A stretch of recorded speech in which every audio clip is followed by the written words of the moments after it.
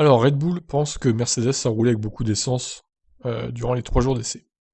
C'est Helmut Marko qui nous dit ça. Nous avons pu voir qu'ils avaient certains problèmes, et nous avons souligné la nervosité de leur voiture. Mais d'après nos analystes qui commencent à sortir de l'usine, ils avaient constamment beaucoup d'essence dans leur voiture, même pour les rouler courts. C'est pourquoi je pense toujours qu'ils sont favoris. C'était une équipe championne du monde depuis 7 ans. S'il y a bien une équipe qui sait résoudre des problèmes, c'est bien eux. Chacun a sa méthode.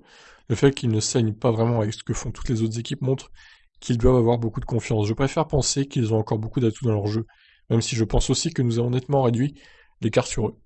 C'est impossible de juger à quel point, parce que Mercedes roulait définitivement le plus de carburant que nous sommes toutefois de bonne humeur. Notre tâche jusqu'à la course, c'est de continuer à évaluer les données de manière optimale. Et si la Mercedes avait roulé avec un réservoir presque vide, ils ne se seraient pas rapprochés de nous, même s'ils avaient roulé avec moins de carburant. Max avait encore beaucoup de marge.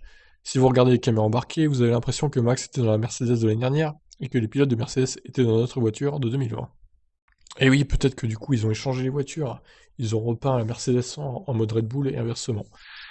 Voilà, bah écoutez, en tout cas, Marco reste prudent, même s'il pense que Red Bull a bien progressé.